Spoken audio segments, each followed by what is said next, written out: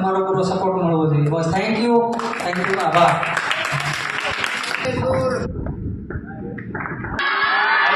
શાંતિ રાખો તો પાછા આપણે એને બોલાવશું.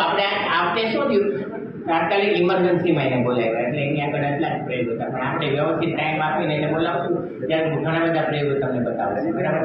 તો આપણે SMS મંદિર વચ્ચે આપણે ખૂબ બાલુભાઈ ભાલિયા અને દીપકભાઈ ભરતભાઈ મકવાણા બેનો આપણે ખૂબ આભાર માનીએ.